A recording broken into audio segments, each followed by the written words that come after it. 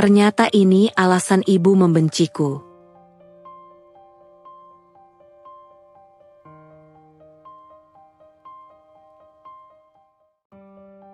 Reva, ibu kan sudah bilang boneka ini milik Anggun, kenapa kamu suka mengambilnya?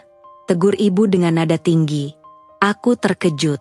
Dalam benakku, aku tak melakukan apa-apa yang salah. Aku hanya ingin membantu. Tapi kata-kata ibu terasa seperti pedang yang menusuk hatiku. Reva gak ambil? Bu, tadi justru Reva yang ambilin boneka Anggun yang jatuh. Jawabku dengan suara lirih, penuh harap bahwa kali ini ibu akan mendengarkanku. Namun, harapan itu sepertinya sia-sia. Halah, kamu ini kalau dibilangin selalu melawan. Sahut ibu tajam. Aku terdiam. Hati kecilku ingin membela diri, ingin sekali mengatakan bahwa aku tidak bersalah. Aku hanyalah seorang anak kecil yang ingin berbuat baik. Tapi bibirku bergetar, takut jika aku berkata lebih banyak, ibu akan semakin marah. Enggak, Bu. Tapi, belum selesai aku bicara, tiba-tiba ibu mencubit lenganku dengan keras. Rasa sakit menjalar dari kulit hingga ke dalam hati, membuat air mataku jatuh tanpa bisa kutahan. Aku menangis, tapi tangisan itu tidak berarti apa-apa di hadapan ibu. Dia hanya melihatku dengan pandangan dingin, seolah-olah aku bukan anaknya. Aku masih ingat kejadian itu dengan sangat jelas. Seolah baru kemarin terjadi. Aku, yang saat itu berumur sekitar 7 tahun, duduk di sudut kamar, menggenggam boneka usang yang sebenarnya milik Anggun, kakakku. Waktu itu, aku tidak berniat merebut apa yang bukan milikku. Boneka itu memang terjatuh dari tangan Anggun ketika dia berlari keluar rumah untuk bermain. Aku hanya bermaksud mengembalikannya. Namun, seperti biasa, ibu datang dan langsung menuduhku tanpa mendengarkan penjelasanku terlebih dahulu. Aku selalu merasa ada yang berbeda dalam cara ibu memperlakukanku dibandingkan dengan Anggun. Meski saat itu aku masih terlalu kecil untuk memahami sepenuhnya. Perasaan itu tetap ada. Setiap kali Anggun melakukan kesalahan, ibu selalu menutupinya, atau bahkan mengabaikannya. Tapi untukku, sedikit saja aku melakukan sesuatu yang tidak sesuai dengan keinginannya, ibu langsung marah, seperti hari itu. Sudah, diam, ibu capek dengan tingkahmu yang selalu bikin masalah. Bentak ibu lagi sambil berlalu meninggalkanku di kamar. Aku hanya bisa memandang punggungnya yang semakin menjauh, sementara air mata terus mengalir di pipiku. Suara langkah ibu yang menjauh di lantai kayu terdengar nyaring di telingaku, meninggalkan perasaan dingin yang menyesakkan dada. Aku tidak mengerti kenapa ibu selalu memperlakukan aku seperti ini. Sejak kecil, aku sering bertanya-tanya apa yang salah denganku. Apa aku tidak sepantasnya mendapat kasih sayang yang sama seperti Anggun? Mengapa ibu selalu memarahi dan menyalahkanku? Pertanyaan-pertanyaan itu terus menghantui pikiranku. Namun tak ada satupun jawabannya. Malam itu, aku terisak pelan di balik selimutku. Aku memeluk erat boneka lusuh yang sebenarnya sudah tidak layak lagi dimainkan. Tapi boneka itu adalah satu-satunya teman yang bisa kuajak bicara. Anggun sudah tidur nyenyak di kasurnya yang nyaman, sementara aku hanya bisa memandangi langit-langit kamar yang gelap. Oh iya, sebelumnya perkenalkan, namaku Reva. Saat ini aku berusia 22 tahun, dan Anggun, kakakku, sudah 23 tahun. Sejak kecil, aku selalu merasakan bahwa ada dinding tak kasat mata yang memisahkan kami. Dinding yang dibangun oleh perlakuan ibu yang selalu membeda-bedakan kami berdua. Setiap kali ibu memandang Anggun, matanya dipenuhi dengan kasih sayang. Namun ketika ia menatapku, tatapan itu berubah menjadi dingin, penuh kecurigaan. Aku sering bertanya-tanya dalam hati, apa salahku? Mengapa aku selalu dibanding-bandingkan dengan Anggun? Dan yang lebih menyakitkan, kenapa aku selalu kalah? Satu kenangan yang masih melekat kuat di ingatanku adalah tentang pakaian. Aku ingat jelas bagaimana ibu selalu membelikan baju baru untuk Anggun. Baju-baju cantik yang dipilih dengan hati-hati, sementara aku hanya bisa melihat dari kejauhan, merasakan rasa iri yang tak terbendung. Sementara Anggun sibuk mencoba baju baru di depan cermin, aku hanya bisa menunggu giliran memakai pakaian bekas Anggun yang sudah kekecilan. Aku ingat betapa sempitnya baju itu di tubuhku, betapa sulitnya bernapas saat kancing-kancingnya hampir terlepas. "Kenapa Reva gak dibelikan baju baru juga, Bu?" tanyaku suatu hari dengan suara lirih, sambil menatap Anggun yang sibuk memperlihatkan bajunya yang baru. Ibu memandangku dengan tatapan tajam, seperti tidak percaya bahwa aku berani menanyakan hal itu. "Anggun lebih pantas dapat yang baru. Kamu kan bisa pakai bekas Anggun, tidak usah rewel," jawab ibu tanpa sedikit pun nada simpati. Kata-kata ibu itu seperti duri yang menusuk hatiku. Aku tidak mengerti kenapa Anggun selalu dianggap lebih pantas, lebih baik, lebih segalanya. Padahal kami tumbuh di rumah yang sama, kami makan makanan yang sama, kami bersekolah di tempat yang sama. Tapi, perbedaan perlakuan itu begitu nyata, begitu mencolok, hingga aku kadang merasa seolah-olah aku hanyalah bayang-bayang di belakang Anggun. Bukan hanya soal pakaian, perhatian ibu terhadap kami berdua pun sangat berbeda. Setiap kali Anggun sakit, ibu akan segera panik, merawatnya dengan penuh perhatian. Ibu akan begadang sepanjang malam di samping tempat tidur Anggun, mengelus kepalanya, memastikan bahwa Anggun merasa nyaman. Tapi, saat aku sakit, ibu hanya akan memberiku obat dan membiarkanku sendirian di kamar. Tidak ada pelukan hangat, tidak ada kata-kata penghiburan. Aku hanya bisa berharap rasa sakit itu segera berlalu, bukan hanya sakit di tubuh, tapi juga di hatiku. Aku ingat satu kejadian di sekolah yang memperjelas lagi bagaimana ibu memperlakukan kami dengan begitu berbeda. Waktu itu, aku masih duduk di bangku SMP. Aku memenangkan lomba menulis esai tingkat sekolah. Rasanya seperti mimpi, karena ini adalah pertama kalinya aku merasa bahwa aku bisa berprestasi di sesuatu yang bisa membuat ibu bangga. Dengan penuh semangat, aku pulang ke rumah, membawa sertifikat yang baru saja diberikan oleh kepala sekolah. "Ibu, lihat, Reva menang lomba menulis," seruku dengan penuh kegembiraan, menunjukkan sertifikat itu dengan harapan besar bahwa kali ini ibu akan memuji dan merasa bangga padaku. Namun, ibu hanya melirik sekilas sertifikat itu, lalu menaruhnya di meja tanpa berkata apa-apa. "Oh ya, baguslah. Tapi Anggun kan juara kelas. Itu lebih penting," jawab ibu, mematahkan semangatku dalam sekejap. Saat itu aku merasa seperti ditampar. Aku tidak bisa berkata apa-apa. Kebanggaanku, kebahagiaanku, seketika hancur. Seolah-olah apapun yang aku lakukan, tidak pernah cukup di mata ibu. Aku hanya bisa diam, menahan perasaan sakit yang menumpuk di dada, mencoba untuk tidak menangis di depannya. Anggun, di sisi lain, selalu dianggap sempurna. Prestasinya di sekolah, kecantikannya, sikapnya yang menurut ibu lebih anggun dan lembut. Ibu selalu memuji-mujinya di depan orang lain, mengatakan bahwa Anggun adalah anak yang berbakti dan patuh. Sementara aku merasa seperti bayangan yang tak terlihat, tak diperhitungkan, selalu dianggap kurang. Aku sering bertanya pada diriku sendiri, apakah aku anak yang buruk? Apakah aku tidak layak mendapatkan kasih sayang yang sama? Kenapa ibu selalu membandingkan aku dengan Anggun? Apakah ibu tidak mencintaiku? Hari-hari itu terus berlalu, dengan perbedaan yang semakin terasa seiring kami tumbuh dewasa. Namun, di balik rasa kecewa dan sakit hati itu, aku berusaha untuk tetap tegar. Aku belajar untuk tidak terlalu berharap, karena setiap kali aku berharap, aku selalu berakhir terluka. Seiring waktu, aku mulai menerima bahwa mungkin aku dan Anggun memang tidak akan pernah diperlakukan sama. Mungkin inilah takdirku. Aku hanya anak yang tidak pernah cukup baik di mata ibu, tidak pernah bisa sebaik Anggun.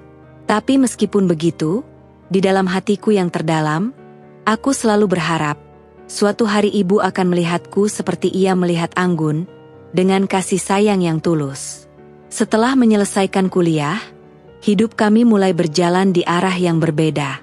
Aku bekerja sebagai HRD di perusahaan telekomunikasi, Sementara Anggun, dengan bakat seninya yang diakui oleh banyak orang, menjadi desainer di sebuah butik ternama di kota.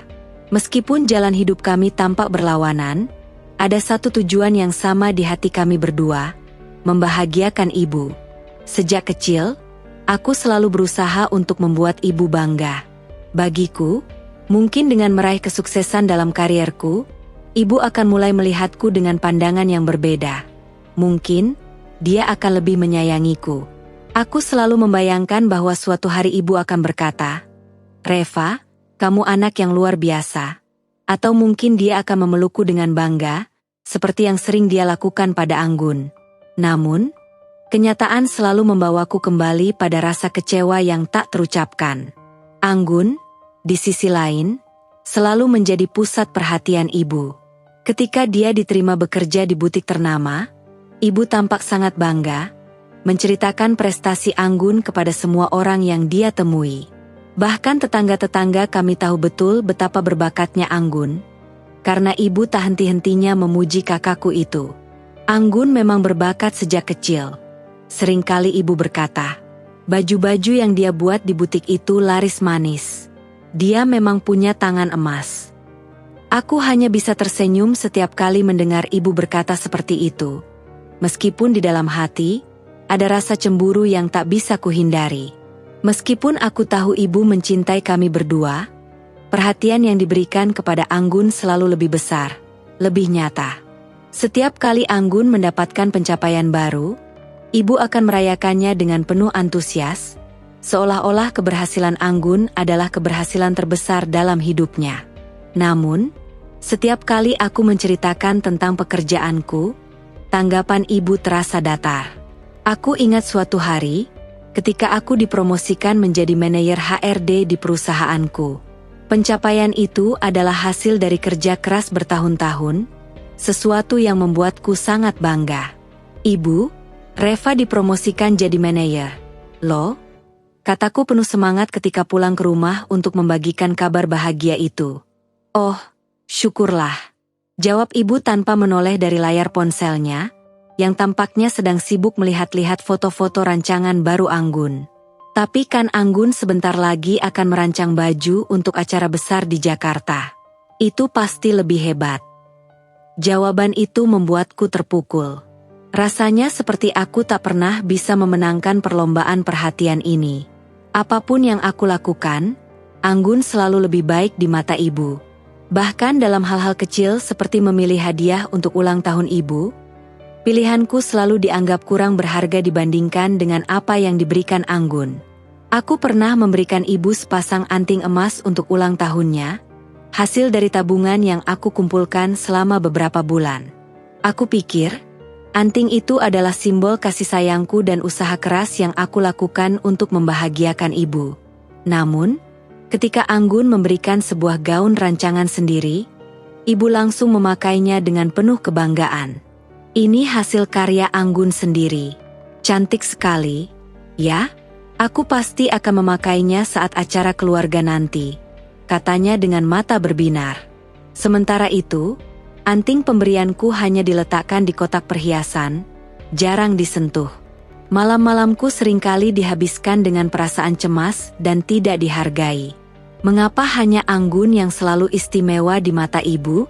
Bukankah aku juga berusaha sekeras mungkin untuk membuatnya bahagia? Pikiran-pikiran ini terus menghantuiku setiap kali aku melihat ibu dan Anggun berbicara dengan begitu akrab, seolah-olah ada dunia lain di antara mereka yang tidak bisa kumasuki. Namun, meskipun aku merasa cemburu, aku tidak pernah menunjukkan perasaanku secara terang-terangan. Aku tahu bahwa Anggun tidak bersalah. Dia hanya menjalani hidupnya, meraih mimpinya, sama seperti aku. Dan ibu, meskipun sikapnya seringkali menyakitkan, mungkin dia tidak menyadari betapa dalamnya rasa sakit yang aku rasakan. Aku selalu berusaha meyakinkan diriku sendiri bahwa ibu mencintaiku. Meskipun caranya menunjukkan cinta itu terasa berbeda. Kami memang hanya tinggal bertiga. Aku, ibu, dan Anggun. Ayah kami meninggal ketika aku dan Anggun masih sangat kecil. Bahkan aku hampir tidak memiliki ingatan jelas tentangnya. Satu-satunya yang menghubungkan kami dengan sosok ayah adalah foto-foto tua yang terpajang di ruang tamu. Namun seiring berjalannya waktu, foto-foto itu mulai memudar, seolah-olah kenangan tentangnya pun ikut memudar. Aku sering duduk di depan salah satu foto ayah, mencoba membayangkan seperti apa rasanya jika dia masih ada.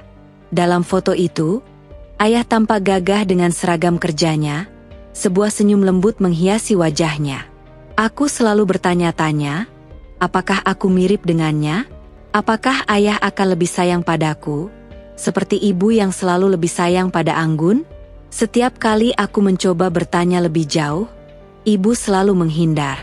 Rasanya seolah ada sesuatu yang ibu sembunyikan, terutama dariku. Beda halnya ketika Anggun yang bertanya tentang ayah. Ibu lebih terbuka saat menjawab pertanyaan kakakku itu, walaupun jawabannya tetap disertai dengan nada kesedihan yang tak terelakkan. Di antara semua misteri yang melingkupi hubungan kami, ketidakjelasan tentang ayah menjadi salah satu yang paling sulit aku pahami. Dulu, waktu aku masih kecil, aku sering mendengar bisikan-bisikan dari tetangga yang membicarakan kematian ayah. Mereka mengatakan bahwa ayah meninggal dalam kecelakaan yang tragis, tapi selalu berhenti di situ saja. Tidak ada penjelasan lebih lanjut, seolah mereka juga tidak ingin mengungkit-ungkitnya. Kadang-kadang, aku merasa ada lebih dari sekadar kecelakaan yang ibu tidak mau ceritakan. Hari-hari berlalu, dan aku semakin penasaran tentang masa lalu ibu, tentang apa yang sebenarnya terjadi pada ayah. Waktu terus berjalan, membawa aku dan Anggun ke dalam fase baru kehidupan. Di umur kami yang sudah matanag ini, kami mulai mengenal dunia percintaan yang begitu menarik. Anggun, seperti biasa, selalu menjadi pusat perhatian. Dia berpacaran dengan Dika, seorang pria tampan, mapan, dan sopan yang selalu berhasil memikat hati semua orang, termasuk ibu. Setiap kali Dika berkunjung ke rumah, ibu selalu menyambutnya dengan ramah dan penuh senyuman, seolah-olah dia adalah calon menantu yang paling ideal. Bahkan, ibu kerap kali memuji betapa beruntungnya Anggun memiliki pria seperti Dika. Sementara itu, aku tetap menjadi bayang-bayang. Seperti biasa, meski sering berusaha untuk tidak peduli, ada bagian dari diriku yang iri. Bukan hanya karena perhatian ibu yang lagi-lagi tertuju pada Anggun, tetapi juga karena perhatian Dika yang hanya ditujukan pada kakakku. Namun, segalanya berubah ketika hal tak terduga terjadi. Dika mulai mendekatiku. Awalnya, aku tak menganggapnya serius. Dika sering bercanda denganku, seperti halnya kakak ipar yang akrab dengan calon adik iparnya. Aku tak menaruh curiga saat dia mulai lebih sering mengajakku bicara, atau bahkan ketika dia sesekali mengirim pesan. Bagiku, itu hanyalah bentuk keramahan. Namun, semakin lama, perlakuannya menjadi lebih dari sekadar basa-basi. Kata-kata manis yang dia ucapkan mulai terasa berbeda. Ada ketertarikan dalam setiap pesan, dalam setiap tatapan yang dia berikan. Suatu malam, sebelum aku pulang kerja, tiba-tiba Dika menawarkan untuk mengantarku pulang. Aku menolak dengan halus, tapi dia tetap bersikeras. Di perjalanan, suasana terasa canggung. Lalu tiba-tiba, Dika berkata, "Reva, kamu tahu, kan, kalau kamu itu sebenarnya cantik, lebih cantik dari Anggun, kalau boleh jujur." Aku terdiam, hatiku berdebar. Pernyataan itu tak hanya membuatku kaget, tapi juga membuatku merasa dihargai, sesuatu yang jarang kurasakan sepanjang hidupku. Apa maksudnya? Pikirku dalam hati. Apakah dia serius? Hari-hari berikutnya, aku mulai merasa bahwa perhatian Dika kepadaku tidak sekadar perhatian seorang kakak ipar. Dia sering mencariku, bahkan ketika Anggun tidak ada. Kami mulai bertemu diam-diam, dan aku semakin terbuai oleh sikapnya yang lembut dan penuh perhatian. Aku tahu ini salah. Dia pacar kakakku, orang yang seharusnya aku hormati. Namun, perasaan dihargai oleh seseorang seperti Dika adalah sesuatu yang baru bagiku. Dia memberiku perhatian yang selama ini tidak pernah kudapatkan dari siapapun, terutama dari ibu. Setiap kali kami bertemu, aku merasa bersalah. Setiap kali dia menggenggam tanganku atau mencium pipiku dengan lembut, hatiku selalu diliputi konflik. Aku tahu bahwa aku mengkhianati kakakku, orang yang seharusnya menjadi keluargaku, orang yang selalu dicintai oleh semua orang. Tapi, di sisi lain, aku juga merasa berhak untuk merasakan kebahagiaan. Apakah aku salah jika akhirnya ada seseorang yang menghargai dan melihatku sebagai individu, bukan sekadar bayangan dari Anggun? Aku dan Dika sering bertemu di tempat-tempat yang jauh dari rumah. Kafe kecil di pinggiran kota. Kami berbagi cerita, tawa, dan akhirnya, kasih sayang yang lebih dari sekadar hubungan biasa. Namun, semakin dalam hubungan ini, semakin besar rasa bersalah yang aku rasakan. Anggun mulai menyadari bahwa ada sesuatu yang berubah dalam sikap Dika, tapi dia tak pernah curiga bahwa perubahan itu berhubungan denganku. Aku merasa seperti berada di tepi jurang. Selalu takut kalau rahasia ini akan terbongkar. Setiap kali aku bertemu Dika, aku merasa sedang bermain dengan api, dan pada akhirnya, aku tahu api itu akan membakar diriku sendiri.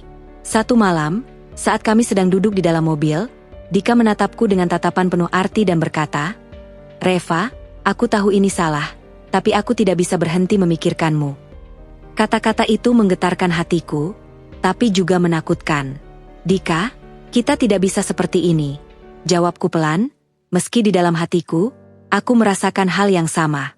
Aku tahu bahwa perasaan ini akan membawa kehancuran, bukan hanya bagi diriku, tapi juga bagi Anggun dan keluargaku. Namun, semakin aku berusaha menjauh, semakin sulit bagiku untuk menolak perasaan yang semakin dalam. Aku terperangkap dalam hubungan terlarang ini, dan aku tahu, cepat atau lambat, semuanya akan terbongkar. Aku hanya berharap, saat hari itu tiba, aku akan siap menghadapi konsekuensinya.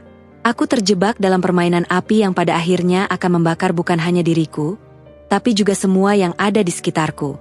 Semua yang aku takutkan akhirnya terjadi. Rahasia yang selama ini kusimpan rapat-rapat bersama Dika akhirnya terbongkar dengan cara yang paling menyakitkan. Hari itu, aku dan Dika sedang duduk di sebuah kafe kecil, berbincang dengan penuh tawa, seolah dunia hanya milik kami berdua. Aku merasa nyaman berada di sisinya. Meski dalam hati, aku tahu aku sedang melakukan kesalahan yang besar. Tiba-tiba, pintu kafe terbuka, dan di sana, berdiri sosok yang paling aku takuti untuk melihat kami bersama. Anggun. Wajahnya pucat seketika saat matanya bertemu dengan pandangan kami yang penuh kasih. Dika yang tadinya tersenyum, mendadak terdiam.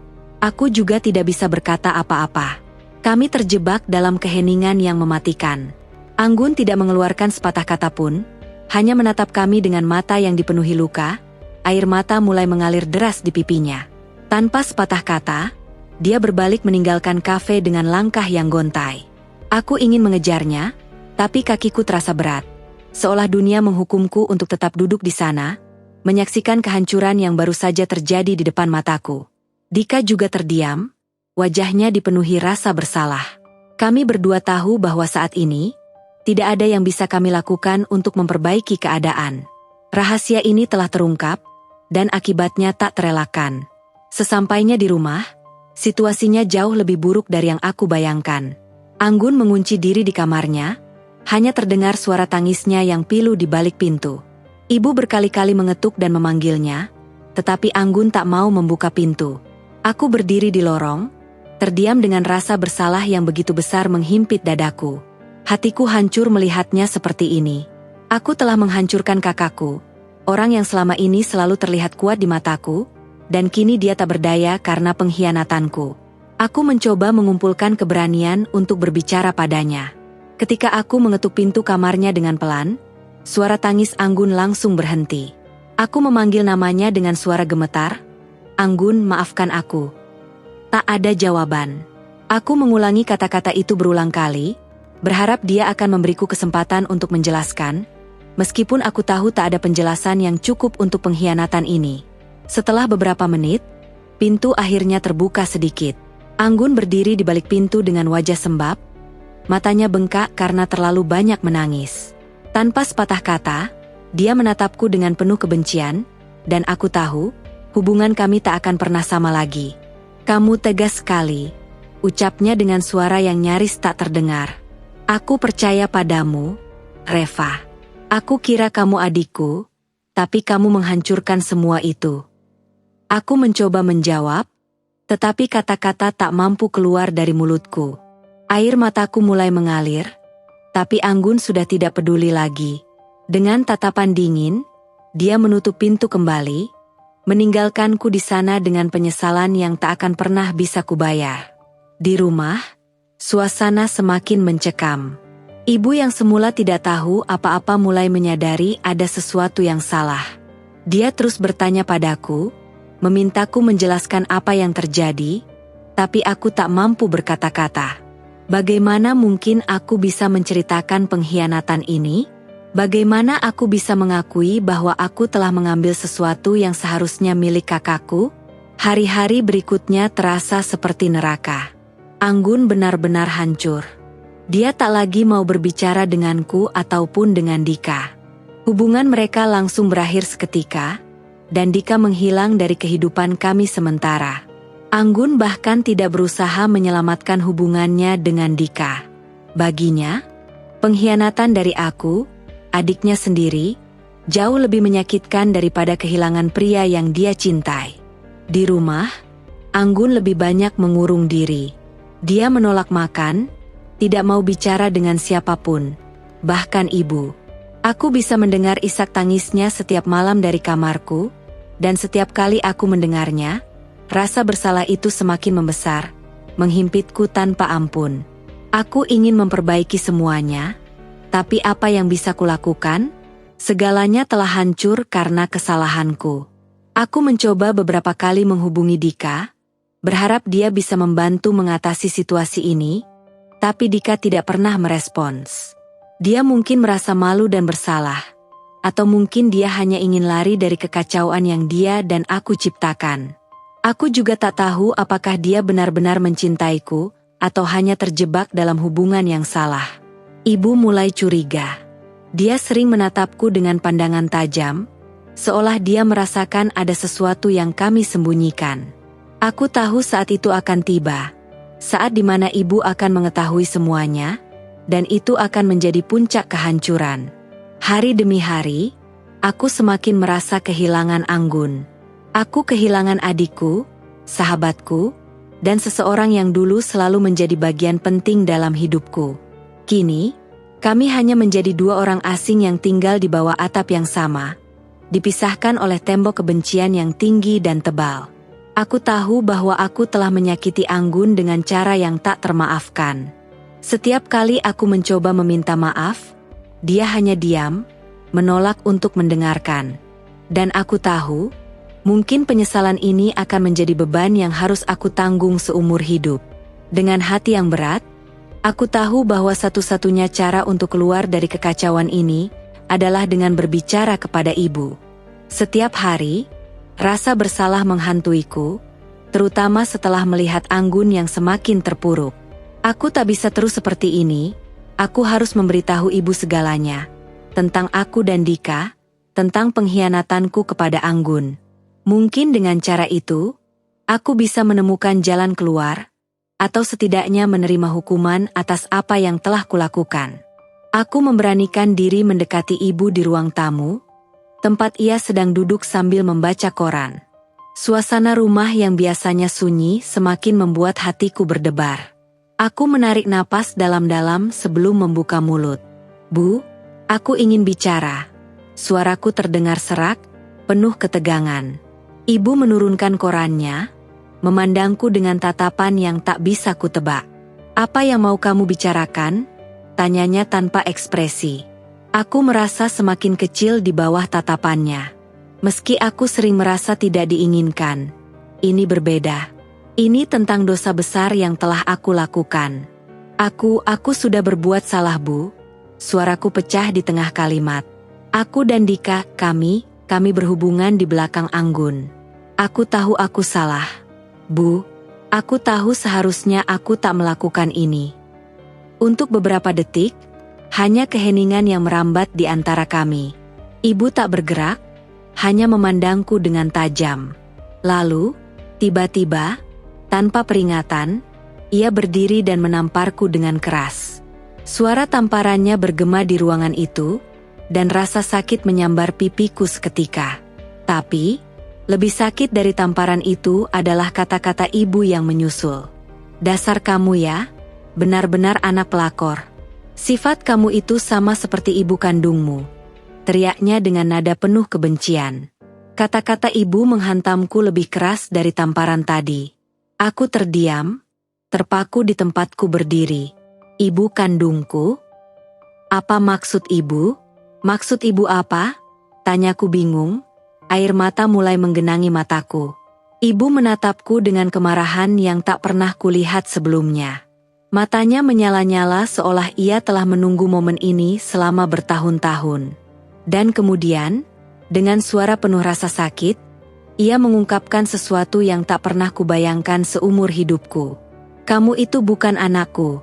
Suara ibu bergetar. Kamu anak hasil perselingkuhan suamiku dengan ibumu yang pelakor. Wanita yang menghancurkan rumah tanggaku. Aku terperanjat. Dunia di sekelilingku seolah berputar. Kata-kata ibu bergema dalam kepalaku, sulit kucerna. Tidak, apa maksud ibu? Aku anak ayah dan ibu, bukan? Aku menolak mempercayai apa yang baru saja kudengar. Ibu menghela napas panjang, kemudian melanjutkan dengan suara yang lebih tenang namun tetap penuh amarah. Ya, kamu anak suamiku, tapi kamu bukan anakku. Ibumu, wanita yang melahirkanmu, adalah pelakor yang berselingkuh dengan suamiku. Mereka menjalin hubungan di belakangku selama bertahun-tahun. Saat kecelakaan itu terjadi, mereka sedang dalam perjalanan menuju rumah sakit untuk melahirkanmu. Aku tercekat. Semua mulai masuk akal, perlakuan ibu yang selalu berbeda, kebenciannya yang selama ini kurasakan tanpa tahu sebabnya. Aku adalah anak dari wanita yang menghancurkan hidupnya. Setelah kecelakaan itu, lanjut ibu dengan wajah tegang, suamiku meninggal dunia. Ibumu sempat selama cukup lama untuk melahirkanmu. Tapi akhirnya dia juga meninggal karena kehabisan darah. Sebelum meninggal, suamiku memintaku untuk merawatmu, anak dari perselingkuhannya. Itu adalah permintaan terakhirnya. Aku hampir tak bisa bernapas mendengar pengakuan itu. Air mata mengalir deras di pipiku, mencampur aduk antara perasaan sedih, marah, dan hancur. Jadi, inilah alasan kenapa ibu selalu membedakanku dari Anggun. Aku adalah pengingat dari pengkhianatan yang telah menghancurkan pernikahannya. Jadi, selama ini ibu membenciku karena aku anak dari wanita lain? Tanyaku dengan suara bergetar. Ibu tak menjawab, tapi dari sorot matanya, aku tahu jawabannya. Selama bertahun-tahun, ia membesarkanku bukan karena cinta, tapi karena terpaksa. Setiap kali ia melihatku, ia melihat wanita yang telah merenggut suaminya. Aku bukan hanya anak tirinya. Aku adalah lambang dari masa lalu yang tak pernah bisa ia lupakan. Aku jatuh terduduk di lantai, tak tahu harus berkata apa lagi. Seluruh hidupku seolah runtuh dalam sekejap. Pengkhianatanku kepada Anggun kini terasa lebih kecil dibandingkan dengan kebenaran besar yang baru saja terungkap. Aku bukan hanya menghancurkan hubungan dengan kakakku, aku telah hidup dalam kebohongan selama ini. Ibu menatapku sekali lagi sebelum berbalik, dan meninggalkanku sendiri dengan semua beban yang kini terasa terlalu berat untuk kupikul. Perasaanku bercampur aduk, penyesalan, kesedihan, dan kemarahan. Aku marah pada diriku sendiri, pada ibu, dan pada ayah yang telah membawa semua ini ke dalam hidup kami. Aku tahu, mulai saat ini, hidupku tak akan pernah sama lagi. Setelah kebenaran pahit itu terungkap, aku hanya bisa menangis. Semua pertanyaan yang selama ini menghantuiku akhirnya terjawab. Ibu memperlakukanku dengan dingin, karena aku adalah simbol dari pengkhianatan ayah. Rasa sakit itu begitu mendalam. Lebih dari sekadar luka fisik atau cemoohan, melainkan luka di hati yang tak mudah sembuh. Tetapi di tengah kesedihanku, ada satu hal yang lebih penting. Kakakku, Anggun, yang semakin hari semakin parah kondisinya akibat sakit yang dulu dideritanya kambuh. Ia bahkan harus dibawa ke rumah sakit karena kondisinya semakin kritis. Suatu hari, dokter memanggil kami ke ruangannya. Aku dan ibu duduk berhadapan dengannya, dan dengan wajah serius, dokter berkata, Anggun membutuhkan transplantasi ginjal segera. Jika tidak, usianya mungkin tidak akan lama lagi. Aku tertegun, Perasaan kalut menggelayuti pikiranku. Rasanya dunia kembali runtuh setelah semua drama keluarga yang kuhadapi. Namun, meski hatiku hancur, satu hal yang langsung terlintas dalam benakku adalah bahwa aku harus menyelamatkan Anggun. Dia mungkin selalu menjadi anak kesayangan ibu, tapi dia tetap kakakku. Tanpa ragu, aku menawarkan diri. Aku mau jadi pendonornya, kataku tegas, tanpa pikir panjang. Ibu menatapku dengan mata berkaca-kaca, sementara dokter mengangguk dan mengatur serangkaian tes untuk memastikan kecocokan ginjalku dengan tubuh Anggun. Meskipun aku sempat ragu apakah ibu benar-benar akan mendukung keputusanku, dia diam-diam menunjukkan rasa terima kasihnya dengan cara yang tak terduga. Ia menggenggam tanganku erat untuk pertama kalinya sejak aku dewasa. Proses operasinya berjalan lancar. Anggun selamat setelah menerima donor ginjalku, dan perlahan-lahan kesehatannya mulai membaik. Tapi bagi diriku, keputusan ini bukan hanya soal menyelamatkan hidupnya. Itu adalah cara untuk menebus kesalahanku, dan memberikan kesempatan bagi Anggun untuk melanjutkan hidupnya bersama Dika. Beberapa minggu setelah pemulihan Anggun, Dika datang menemuiku. Matanya penuh penyesalan dan kebingungan. "Reva, aku minta maaf atas semua yang terjadi. Aku tidak pernah bermaksud menyakitimu atau Anggun. Tapi sekarang, aku ingin melakukan yang benar," katanya dengan nada serius. Aku menatapnya. Meski di hatiku masih ada cinta untuk Dika, aku tahu, aku harus merelakannya. Demi Anggun, demi keluargaku, dan demi kebahagiaan yang lebih besar dari sekadar cinta sepihak. Aku mendesak Dika untuk menikahi Anggun, dan tanpa ragu, ia menyetujuinya. Meski hatiku remuk, aku tahu ini adalah keputusan terbaik untuk semua orang. Hari pernikahan Anggun dan Dika akhirnya tiba. Mereka duduk berdampingan di depan penghulu, sementara aku menyaksikan dari kejauhan. Anggun tampak begitu cantik dalam balutan gaun putih, sementara Dika, meskipun tersenyum, tatapannya seakan masih penuh penyesalan. Aku mencoba untuk menenangkan hatiku, mengatakan pada diriku sendiri bahwa ini adalah yang terbaik. Namun, di tengah prosesi pernikahan, saat semua mata tertuju pada pasangan yang akan segera bersatu, sesuatu yang tak terduga terjadi. Saat penghulu hendak memulai ijab kabul, Anggun tiba-tiba berdiri. Semua tamu terkejut, termasuk aku dan Dika. Dengan senyum penuh kedamaian, Anggun berjalan menghampiriku. Ia meraih tanganku dan menarikku ke hadapan Dika, membuatku berdiri di sampingnya. Semua mata tertuju pada kami, terutama ibu yang terlihat bingung namun penuh haru. "Aku tahu semua perjuanganmu, Dek," kata Anggun dengan suara lembut tapi tegas. "Kamu telah melakukan begitu banyak hal untukku, bahkan memberikan sebagian dari hidupmu agar aku bisa tetap hidup. Kamu layak mendapatkan kebahagiaan, lebih dari siapapun. Dan kebahagiaan itu, seharusnya datang dari orang yang kamu cintai."